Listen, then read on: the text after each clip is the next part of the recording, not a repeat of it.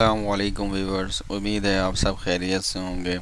आज की वीडियो में मैं आप लोगों को इन्फॉर्मेशन प्रोवाइड करने वाला हूं कि बैंक में चेक क्लियर किस तरह होता है, चेक का प्रोसेस क्या है, कौन सा चेक किस तरह प्रोसीड होता है। अगर आपके पास फंड्स की ज़रूरत हो आपको जल्दी, तो आप किस तरह आप क्लियरिंग लॉन्च करेंगे, उसका तरीक़ेकार क्या होता है। ये complete information for cheque clearance in bank आपको इस वीडियो में बताई जाएगी। इससे पहले कि मैं वीडियो स्टार्ट करूं, इस चैनल को सब्सक्राइब कर दें, वीडियो को लाइक कर दें, और आप लोगों को किसी भी किस्म के क्वेश्चंस हों तो इस कमेंट बॉक्स में आप मुझसे पूछ सकते हैं। अच्छा, क्लियरिंग के दो प्रोसीजर्स हैं, एक इनवर्ट एक आउटवर्ड। अब इनवर्ट और आउटवर्ड के अंदर अलग अलग स्टेजेस हैं क्लियरिंग के चेक के ऊपर डिपेंड करता है कि कस्टमर किस तरह उस चेक को क्लियर कराना चाह रहा है। सबसे पहले मैं आपको बताऊंगा इनवर्ट क्लियरिंग क्या होती है और आउटवर्ड क्लियरिंग क्या होती है। इनवर्ट क्लियरिंग ऐसी है कि अगर ए बैंक बी बैंक में अपना चेक जमा करवाता है फॉर द क्लियरिंग, तो बी बैंक उसको क्लियरेंस के लिए ए बैंक में भेजता है फंड्स के लिए। तो ये इनवर्ट का एक प्रोसेस है। वाइस वर्सा इसी तरह ही आउटवर्ड का भी सेम प्रोसेस है। मैं आगे आप इसको इस वीडियो में कंप्लीट डिटेल एंड रिटर्न बताऊंगा, तो आपके लिए वो इजी होगा समझने के लिए। अच्छा, इसके बाद आता है clearing process by NEFT. NEFT एक इदारा है जो ए बैंक और बी बैंक, ए बैंक आप ले लें एचबीएल और बी बैंक ले लें आप एमसीबी। अगर इन दो बैंकों के दरमियान आपस में क्लियरिंग्स के एक्सचेंज होनी है फंड्स की थ्रू चेक, तो वो सर्विसेज कौन प्रोवाइड करता है? वो सर्विसेज प्रोवाइड करता है आपको नेफ्ट। नेफ्ट एक इदारा है जो दोनों बैंकों के बीच में चेक की लेन देन का प्रोसेस कंप्लीट करता है।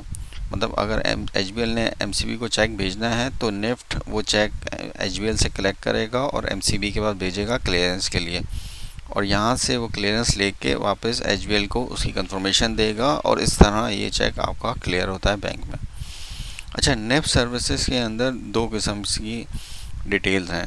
एक है over the night the clearance, मतलब जो 24 घंटे में क्लियर होता है, और एक होता है सेम डे, जिस तरह आपने सुबह को चेक लॉन्च किया और शाम में आपके अकाउंट में पैसे आ गए। जो ओवर द नाइट क्लियरिंग होती है वो 24 आवर का लाइफ साइकिल होता है। जैसे आप कोई ए बैंक में जाकर सुबह चेक जमा करवाते हैं तो वो नेक्स्ट डे एंड पे आपके अकाउंट में फंड्स रिसीव होंगे। और सेम डे में ये होगा कि जैसे कोई आपने आज सुबह 9:30 बजे से पहले किसी पाकिस्तान के बैंक में जाके कोई चेक जमा करवाया, तो वो आपको उसी दिन शाम में उसके पैसे रिसीव हो जाएंगे। लेकिन बैंक सेम डे की क्लियरिंग के कुछ चार्जेस आपसे वसूल करता है, इसलिए ये सेम डे क्लियरिंग कहलाती है। इसकी कुछ गाइडलाइंस हैं, वो गाइडलाइंस मैं आपको बताता हूँ उसका, कि same day clearing value 1 lakh rupees, मतलब चेक की अमाउंट 1 लाख से अबव होनी चाहिए। और जो इसका कट ऑफ टाइम है जमा कराने का वो है 9:30 सुबह के बैंक के अंदर।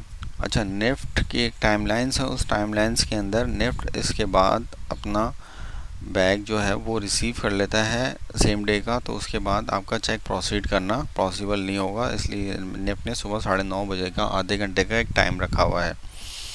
अच्छा, और ये कौन सी ब्रांचेस होती हैं सेम डे की? सेम डे की वो ब्रांचेस जो नेफ्ट इदारे के 5 किलोमीटर के रेडियस के करीब करीब हों, वो सारी सेम डे में कहलाती है। अगर वो उसके करीब नहीं है तो वो आपका चेक सेम डे में क्लियर नहीं होगा।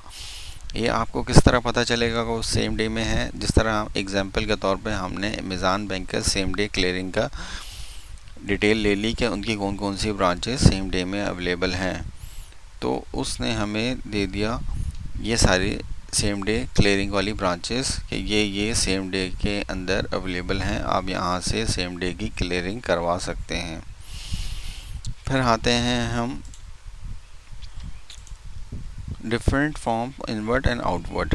अच्छा, क्लियरिंग किस तरह की होती है? लोकल क्लियरिंग मतलब जैसे मैंने आपको बताया 24 घंटे में जो क्लियर होती है, और लोकल ही होती है मतलब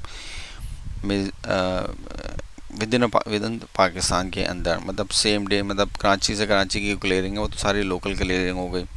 फिर होती है इंटरसिटी क्लियरिंग।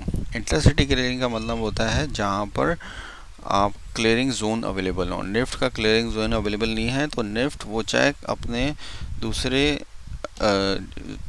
इदारे को डिपार्टमेंट को बोल दें, दूसरी सिटी के अंदर अवेलेबल है वहाँ भेजता है, और वहाँ जाके वो चेक क्लियर कराया जाता है। इसमें तकरीबन 2 से 3 दिन लगते हैं। और ये क्यों होता है? क्योंकि अक्सर बैंक का जो सिस्टम है वो सेंट्रलाइज नहीं है। जिस ब्रांच का वो चेक होता है तो निफ्ट को वो चेक उस ब्रांच में भेजना पड़ता है दूसरी सिटी में क्लियरेंस कराने के लिए। जब वो क्लियरेंस हो जाता है तो वो निफ्ट को फंड्स ट्रांसफ़र करते हैं और निफ्ट उस ब्रांच को ट्रांसफ़र कर देता है जिसका चेक रिसीव हुआ होता है।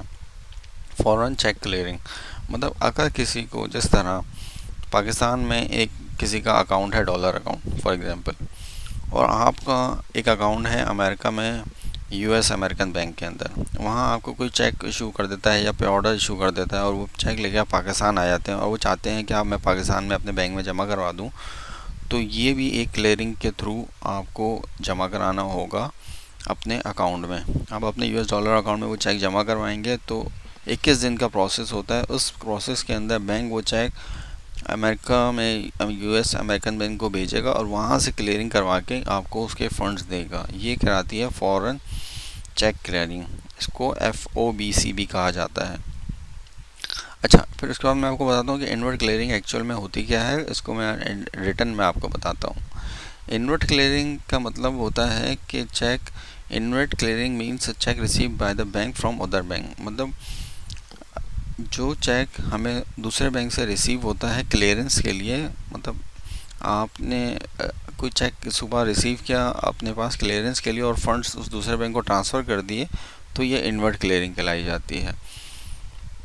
इनवर्ट क्लियरिंग के लिए प्रोसेस का कोई मिनिमम क्राइटेरिया नहीं है, जितनी अमाउंट आप रखना चाहें आप रख सकते हैं। अच्छा, इसका जो कोर वैल्यू सिस्टम होता है वो आपके अकाउंट से लिंक होता है इस ऑपरेशन।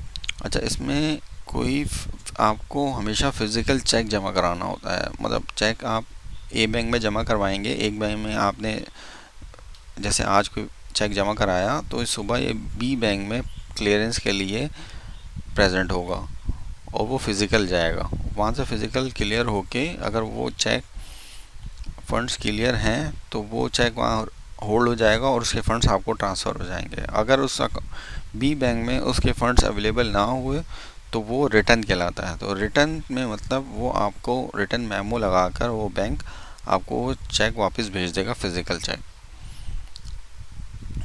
ये एग्जांपल के तौर पे मैंने ये एक ड्राफ्ट किया हुआ है ताकि आपको समझ आ सके। जैसे कि when we receive inward clearing we have to debit our customer account. हमें कोई इनवर्ट का चेक क्लियरिंग में रिसीव होता है, हम जो चेक रिसीव हो रहा है वो कस्टमर का अकाउंट हम डेबिट करते हैं और जिस बैंक से हमें वो चेक आया होता है उस बैंक को हम पैसे ट्रांसफ़र कर देते हैं। फॉर एग्ज़ाम्पल ये मैंने आपको नीचे दी हुई है कि HBL में चेक डिपॉजिट हुआ और MCB is an outward clearing cheque. मतलब MCB चेक HBL में प्रेजेंट हुआ, ठीक है, प्रेजेंट जिस बैंक में हो रहा है वो कहला रहा है इनवर्ट, और जिस बैंक को हम पैसे दे रहे हैं, डिपॉजिट जिस बैंक में ट्रांसफ़र कर रहे हैं तो वो खिला रहा है आउटवर्ड।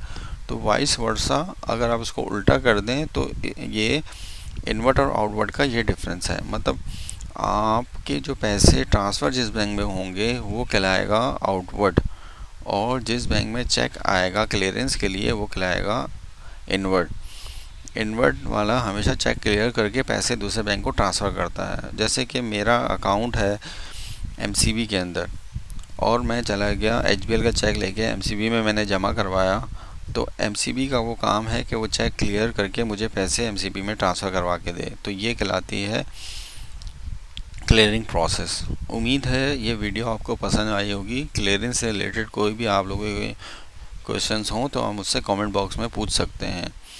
इस वीडियो को लाइक कर दें, चैनल को सब्सक्राइब कर दें। मिलते हैं हम नेक्स्ट वीडियो में। अल्लाह हाफ़िज़।